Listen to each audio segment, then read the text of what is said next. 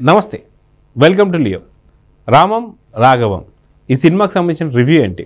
అయితే ధనరాజ్ మెయిన్ క్యారెక్టర్గా, అదేవిధంగా ధనరాజే డైరెక్టర్గా రాబోతున్నటువంటి సినిమా రామం రాఘవం. అదేవిధంగా సముద్రగని మెయిన్ లీడ్గా మనకి కనిపించబోతున్నారు. అయితే ఈ సినిమా రివ్యూ ఎలా ఉందనేది మనతో పాటు సీనియర్ జర్నలిస్ట్ హేమ్ సుందర్ గారు ఉన్నారు, వారిని అడిగి తెలుసుకుందాం. సార్ నమస్తే. నమస్తే అండి. సార్, రామం రాఘవం చాలా రోజుల తర్వాత ధనరాజ్ మళ్ళీ దర్శకత్వంలో మనం ఒక సినిమా చూడబోతున్నాం. చాలా మెయిన్ లీడ్గా సముద్రగని ఉండబోతున్నారని చెప్పి తెలిసిందే. సో మొత్తానికి ఈ సినిమా గురించి ఏం చెప్తారు? టైటిల్ అద్భుతంగా ఉంది. మనకి సీతారామం లాగానే రామం రాఘవం అంటే రాముడన్నా రాఘవుడన్నా సాధారణంగా ఒకటే మనకి. కాకపోతే ఈ టైటిల్ ఏంటంటే రామం అంటేనేమో దశరథ రామ గారు, ఆయన సముద్రగని ఆ పాత్ర పోషించారు. ఇక రాఘవ అంత సముద్రగని గారి అబ్బాయి ధనరాజ్ పోషించాడు ఆ పాత్రని. తండ్రి సబ్ రిజిస్ట్రార్ ఆఫీస్లో ఆ పోస్ట్లో ఉంటాడు ఆయన. అది లంచాల ద్వారా బహు సంపాదించుకోవచ్చు, కానీ లంచాలకు దూరంగా ఉండే పాత్రను ఆయన పోషించాడు. ఆ పక్కన దాంట్లో పనిచేసే ఆయన సహోద్యోగిగా పృథ్వీ గారి పాత్ర ఉంటుంది.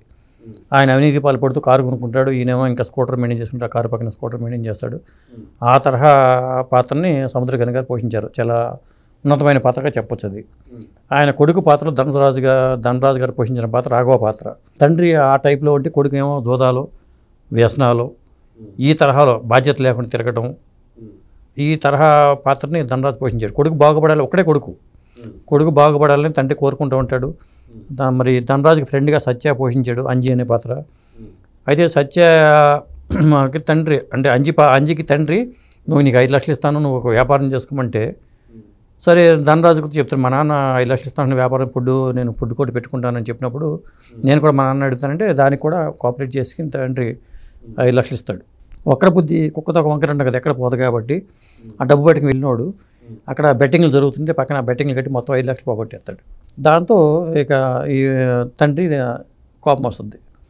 అంటే ఇట్లా మొదటి నుంచి కూడా ఆ తరహాలో ఉంటాడు. చివరికి ఏం చేస్తాడంటే, మనకి ఉదాహరణకి ఏంటంటే, నా చిన్నప్పుడు కథ ఉంది, ఒక కథ చెప్తా మీకు. నా చిన్నప్పుడు ఇది అసలు చందమామ కథే. తండ్రి కొడుకుని రోజు తిడతండి ఏదో కారణంతో. సాధారణంగా ప్రతి ఇంట్లో ఉండే కథే, ఇంటింటి రామాయణం అని చెప్పుకోవచ్చు. ఇది ఇక్కడ కూడా ఇంటింటి రామాయణమే, కాకపోతే దశరథ రామ గారి ఇంట్లో ఉండే రామాయణం అని చెప్పుకోవచ్చు. ఒకడే కొడుకు లేక పుట్టాడు, కొడుకు అంటే ఎంతో ప్రేమ, అవన్నీ మనకి సెకండ్ హాఫ్లో కనిపిస్తుంది. కానీ కథాపరంగా వెళ్తే మనకి చిన్నప్పుడు చెప్పే కథా విషయంలో తండ్రి రోజు కొడుకుని తిడుతున్నాడు, అందరి ముందు తిడుతుంటే కొడుకు చాలా మనసు చివుక్కుమంటూ ఉంటుంది. నాన్న అసలు అటు పట్టుకుని నన్ను తిట్టేస్తున్నాడు, నాన్నని ఏమైనా సరే చంపేయాలనే ఆలోచనకి నిర్ణయానికి వచ్చేస్తాడు. వీళ్ళ అమ్మ గమనిస్తూ ఉంటుంది, రోజు కొడుకుని అట్లా తిట్టడం కరెక్ట్ కాదు అనేది వాళ్ళ అమ్మ ఉద్దేశం. సరే ఒక రోజుని కొడుకు నాన్న చంపేద్దామని ఒక పెద్ద బండరాయి పట్టుకుని అటక మీద కూర్చుంటాడు. చంపేద్దామని కూర్చుంటే తల్లి అంటూ ఉంటుంది భర్తతో, ఏమిటి మీరు మనవాడిని ఎందుకు అట్లా తిడతా ఉంటారు, ఎప్పుడు వాడి మనసు ఎంత బాధపడుతుందో తెలుసా మీకు అని చెప్పినప్పుడు తండ్రి చెప్తాడు, వాడు ప్రయోజకుడు కావాలని నేను ఇట్లా చేస్తూ ఉంటాను, కానీ వాడి మీద నాకు ప్రత్యేకంగా కోపం ఎందుకుంటుంది, నీకెంత ప్రేమ ఉండదో నాకంతే ఉండదని చెప్పంగానే కొడుకుకి జ్ఞానోదయం అయ్యి దిగొచ్చేసి క్షమాపణ అడుగుతాడు. ఆ కథలాగానే ఈ కథను వెళ్ళాడు చెప్పాలంటే. ఎందుకంటే ఒక దశలో కొడుకుని తండ్రిని చంపేద్దాం అనే స్టేజ్కి వచ్చేస్తాడు. అతను చంపడానికి కూడా ప్రిపేర్ అవుతాడు. ఒక లారీ డ్రైవర్కి నీకు 10 లక్షలు ఇస్తాను, నువ్వు లారీ కొనుక్కోవచ్చు అని ఆశ పెడతాడు. ఫ్రెండ్ ఉంటే చంపమని చెప్తాడు, నాన్న చంపేసే అంటాడు. ఇదే తండ్రి కొడుకుల మధ్యలో సంఘర్షణ, ఇది మెయిన్ కథా వస్తువు అని చెప్పొచ్చు ఈ సినిమాకి.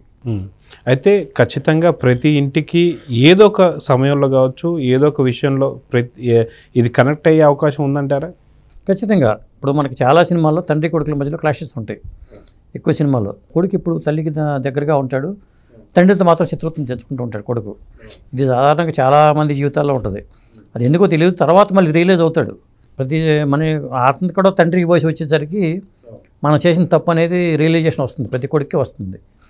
ఇక్కడ రియలైజేషను ధనరాజుకి వచ్చిందా లేదా, ఈ సినిమా ఎలా ముగిసింది, నిజంగా తండ్రిని చంపేశాడా అనేది ఈ సినిమా కథా వస్తువు. అయితే మనం చూసుకుంటే జబర్దస్త్ వేణు ఎవరైతే ఉన్నారో ఆ వేణు కూడా ఒక మంచి సినిమా తీశారు. తెలంగాణ నేపథ్యంలో తీసిన సినిమా ఏదైతే ఉందో అది మంచి హిట్ కొట్టింది, మన అందరికీ తెలిసిందే, బలగం. ఈ సినిమాకి సంబంధించి చాలా తక్కువ ప్యాడింగ్ ఆర్టిస్టులతో మంచి విజయం సాధించాడు, మంచి కలెక్షన్స్ కొల్లగొట్టాడని చెప్పుకోవచ్చు. సో అదే కోవలో ఈ సినిమాని ధనరాజ్ తీసిన సినిమాని చూడాలంటారా, లేదంటే విభిన్నంగా చూడాలంటే ఏమంటారు?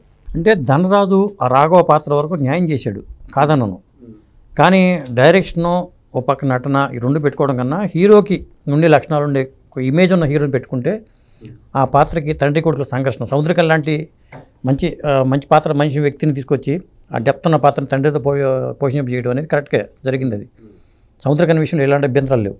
కానీ ఇక్కడ కొడుకు పాత్రకు వచ్చేసరికి ఏ శర్వానందో లేకపోతే ఏ శ్రీ విష్ణునో కొద్దిగా ఇమేజ్ ఉన్న ఆర్టిస్ట్ని పెట్టుంటే ఈ సినిమాకు ఒక రకమైన మైలేజ్ వచ్చేది. అది ఒకటి అనిపించింది. ఇప్పుడు ధనరాజును చూస్తే ఆ హీరో లక్షణాలు మనకు కనిపించవు.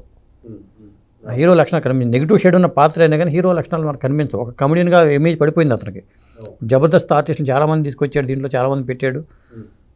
మరి అన్నీ పెట్టినా కానీ సినిమాలో కామెడీ కూడా అనుకుని లేదు. ఎక్కువ సెంటిమెంట్తో ఎమోషన్స్తోనే క్యారీ అయ్యే సినిమా. అతను డైరెక్షన్ పరంగా ఎక్కడ లోపమేం చేయలే. అతను లవ్ ఒక అమ్మాయిని ప్రేమిస్తే ఆ అమ్మాయి కూడా నీ మొహం నువ్వు చూసుకో, అద్దంలో చూసుకో, నువ్వు ఎట్లా ఉంటావో నాకంటూ కొన్ని కోరికలు ఉంటాయి, నేను రిజెక్ట్ చేస్తుంది. అక్కడ భగ్న ప్రేమికుడు అయిపోతాడు అక్కడ. అట్లా అంటే ఆ పాత్రకి ఆ మాత్ర డైలాగ్ ఇలా ఉంటాడు కాబట్టి ఆ అమ్మాయి అలా అందాన్ని చెప్పుకోవడానికి కోసం నేను నటిస్తాను అనుకుంటూ వచ్చేమో అతను. కానీ ఒక ఇమేజ్ ఉన్న ఆర్టిస్టు, ఒక హీరో ఉంటే చేసుంటే తండ్రి కొడుకుల మధ్యలో సంఘర్షణకి న్యాయం జరుగుండేది అనిపించింది. కానీ తండ్రి పాత్రలో సముద్రకని అద్భుతంగా చేశాడు. మళ్ళీ ధనరాజు కూడా కొడుకుగా నా సంఘర్షణతో నలిగిపోయే పాత్ర అద్భుతంగా చేశాడు. సో ఓవరాల్గా ఈ సినిమా గురించి చెప్పాలంటే ఏం చెప్తారు? అదే అండి, ఎమోషన్స్తో కూడిన ఒక తండ్రి కొడుకుల కథ అని చెప్పొచ్చు. భావోద్వేగాల సమ్మిళితంగా చెప్పాల్సి వస్తుంది సినిమా. ఆ సినిమా ఏంటంటే క్లైమాక్స్ అద్భుతంగా చేశాడని చెప్పాలి. ఎందుకంటే మరి తండ్రికి కొడుకు చంపాలనుకున్న ఆలోచన, నన్ను చంపాలనుకున్నాడని ఆలోచన తండ్రికి తెలియటం, ఆ విషయంలో తండ్రి రియాక్షన్స్ కానీ ఇవన్నీ కూడా క్లైమాక్స్లో బాగా డీల్ చేశాడు ధనరాజు. ఎందుకంటే అతను కమెడియన్ అయినా కానీ ఇలా ఎమోషన్స్ని, భావోద్వేగాలను పండించడంలో తనలోంచి ఆ కమెడియన్ని పక్కకి రానివ్వకుండా కేవలం ఎమోషన్స్ మీద ఫోకస్ పెట్టి చేయగలిగాడు అతను. అయితే ఈ సినిమా ఏదైతే చిన్న సినిమా కాబట్టి ప్రేక్షకులు ఎవరైనా వెళ్ళి చూడాలి అనుకున్నప్పుడు ఏదో ఒక ఈ సినిమాలో ఉన్నటువంటి ఒక పాయింట్ అయితే కావాల్సి వస్తుంది.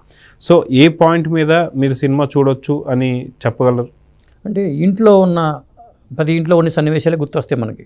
ఎందుకంటే తల్లి కొడుకు వైపు ఉండటం అనేది కానీ, తండ్రి ఏమో కొడుకు బాధ్యత లేకుండా పెరుగుతున్నాడు, అతను ఏదో ఒక దారి చేయాలని తపన కానీ ఇవన్నీ కనిపిస్తాయి. కానీ ఎక్కడైనా సరే అతను నిజాయితీని మాత్రం ఏమైనా చేయి, కానీ నీలో నా ఒకవేళ చచ్చిపోతే నీకు నా ఉద్యోగం ఇస్తే నువ్వు మాత్రం లంచాలు తీసుకోమాక, ఆ ఒక్కటి చేయి చాలు అనే డైలాగ్ కూడా మనకు హృదయానికి హత్తుకునేలాగా రాశాడు అతను. అది అంటే తను చనిపోతానని తెలిసి నువ్వు చంపాలని లేఖ రాస్తాడు అతను. ఆ లేఖలో పేర్కొంటాడు, ఒకవేళ నువ్వు నన్ను చంపేసినా కానీ నీకు నా ఉద్యోగం నీకు వచ్చినా కానీ నువ్వు ఆ ఒక్కటి మాత్రం చేయి, మాకు నా ఆస్తులు తీసుకో, నువ్వన్నీ తీసుకో, కానీ నువ్వు లంచం మాత్రం తీసుకో, మాకు దాన్ని కాపాడు అని చెప్పడం అనేది చాలా బాగుంది. అయితే మొత్తానికి ఓవరాల్గా ఈ సినిమాకి మీరు ఇచ్చే రేటింగ్ ఎంత అంటే ఏం చెప్తారు? నేనైతే 5కి 2.75 ఇస్తానండి. సో చిన్న సినిమా అయినా సరే ఒక మంచి రేటింగ్ ఇస్తానికి కారణం అంటే కమర్షియల్ ఎలిమెంట్స్ లేకపోవడం ఈ సినిమాకి మైనస్ అని చెప్పాల్సి వస్తుంది. అలాగే సినిమా అంటే మరి హీరో హీరోయిన్ ప్రేమ కూడా ఉండాలి, అక్కడ ప్రేమ కూడా లేదు. కేవలం తండ్రి కొడుకుల సంఘర్షణతో సినిమా చూసాం. ఇప్పుడు ఆ మధ్యన శ్రీ విష్ణు సినిమా కూడా వచ్చింది. దేవి ప్రసాద్ తండ్రిగాను శ్రీ విష్ణు కొడుకుగా చేసిన సినిమా అద్భుతమైన డ్రామా. అది తండ్రి కొడుకుల మధ్యలోనే ఉండే సినిమాగా చెప్పొచ్చు అది. అలాగే ఇది కూడా అలాంటి పాయింట్ని తీసుకుని తన కథ వరకు న్యాయం చేయగలిగాడు ధనరాజు. సో చూద్దాం సార్, మొత్తానికి రామం రాఘవం సినిమా ప్రేక్షకులు ఎలా ఆదరిస్తారో చూద్దాం. మరి నమస్తే. నమస్తే.